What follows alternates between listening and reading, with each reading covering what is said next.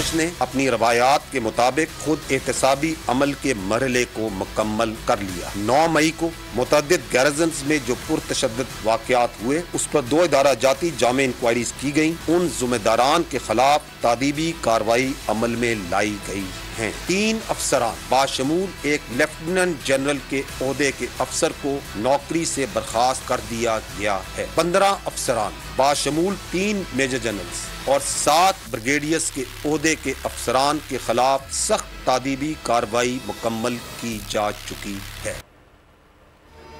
सानिया 9 मई फौज में खुद एहतसाबी का अमल शुरू। जिन्ना हाउस समेत फौजी तंसीबात के तहफ़्फ़ुज़ में नाकामी पर पाक फौज का बड़ा इक़दाम। लेफ्टिनेंट जनरल समेत 3 ऑफिसर्स नौकरी से बरतरफ कर दिए गए। 3 मेजर जनरल्स और 7 ब्रिगेडियर समेत 15 ऑफिसर्स के खिलाफ तादीबी कार्रवाई मुकम्मल।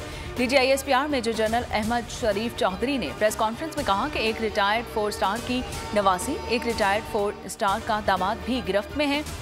गैरिजन्स, GHQ और फौजी तंसीबात का तकद्दुस बरकरार रखने में नाकामी पर फौज में बिला तफरीक खुद एहतसाबी का अमल किया गया। जितना बड़ा ओहदा होगा उतनी बड़ी जिम्मेदारी निभाना पड़ती है। फौजी अदालतें 9 मई के बाद कायम नहीं की गई। आर्मी एक्ट के तहत फौजी अदालतों में 102 शरपसंदों का ट्रायल जारी है। तमाम मुल्ज़मान को कानूनी हक हासिल है। 9 मई का सानिया पाकिस्तान के खिलाफ एक बहुत बड़ी साजिश थी। अब तक की तहकीकात से साबित हुआ है कि सानिया 9 मई की मनसूबाबंदी गुज़श्ता कई महीनों से चल रही थी। इस मनसूबाबंदी के तहत पहले इज़्तिराबी माहौल बनाया गया, फिर लोगों के जज्बात को इश्तिआल दिलाया गया और फौज के खिलाफ उकसाया गया। अब तक की तहकीकात में बहुत से शवाहिद मिल चुके हैं। अफवाज पाकिस्तान के खिलाफ घनौना प्रोपेगेंडा किया गया, यहाँ तक के शोहदाए पाकिस्तान के खानदानों की दिल आजारी की गई। शोहदा के ये खानदान आज पूरी कौम और हम सब से बड़े सवाल कर रहे हैं। तहकीकात से साबित हुआ कि 9 मई की मनसूबाबंदी चंद माह से जारी थी। 9 मई के सानहे का इल्जाम फौज पर लगाने से ज्यादा शर्मनाक कोई बात नहीं है। सानहा 9 मई की जितनी मजम्मत की जाए उतनी कम है। DGISPR की न्यूज ब्रीफिंग। कहा 9 मई का सानहा इंतहाई अफसोसनाक और काबिल मुजम्मत है। मास्टरमाइंड ने कौम के बच्चों को तासुर दिया कि फौज के खिलाफ चलना जायज़ है। जो काम दुश्मन 75 साल में न कर सका वो मुट्ठी भर लोगों ने चंद मिनटों में कर दिखाया। इक़्तिदार की हवस में झूठा प्रोपेगेंडा चलाया गया। इनकलाब का झूठा नारा लगाकर बगावत पर उकसाया गया। शरपसंद बयानिए से लोगों की जहन साजी की गई। तहकीकात में बहुत से शवाहिद मिल चुके हैं, मजीद मिल रहे हैं। मुलविस अफराद को सजा जरूर मिलेगी।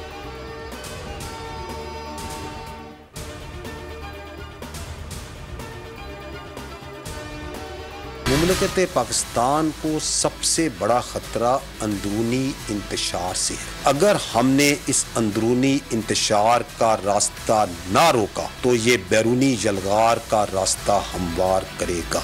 हमारी सहाफ़ी कम्युनिटी से हमेशा से ये दरख्वास्त रही है, मुस्बत क्रिटिसिज्म कीजिए। ज़िम्मेदाराना सहाफ़त जो सी है ये इस वक्त मुल्क के लिए अहम है ताकि हमारे माशरे में हिजान कम। हमारे लिए तमाम हकीकी सियासी जमातें काबिल एहतराम है, मुकद्दम है और बिला तफरीक।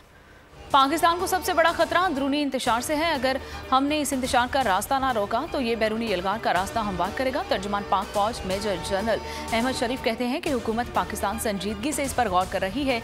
इखलाकियात, सजा और जजा की भी ज़रूरत है और इसमें सहाफ़ियों का अहम किरदार है और इनको चाहिए कि वो जिम्मेदाराना सहाफ़त अदा करें, सनसनीखेज सहाफ़त ना करें और मुआशरे में नफरत और हिजान अंगेज़ी कम की जाए। फौज चाहती है कि तमाम सियासी स्टेक होल्डर्स आपस में बैठ कर कौमी इत्तफ़ाक़ राय पैदा करें ताकि अवाम में इत्तेमाद पैदा हो।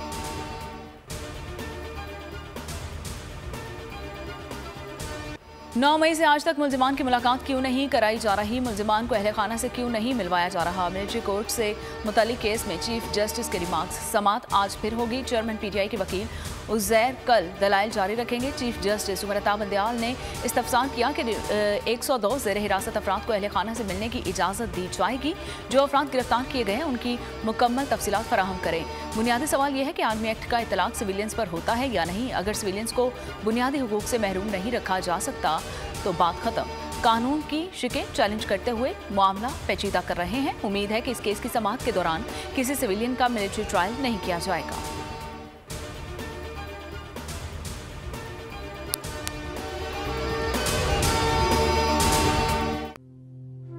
तू की जाने यार अमीरा रोटी बंदा खा जाती है।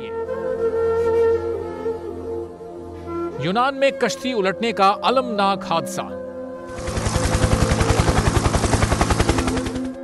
उदास आंखें, चेहरों पर मायूसी, दिलों में अब भी प्यारों के बच जाने की आस।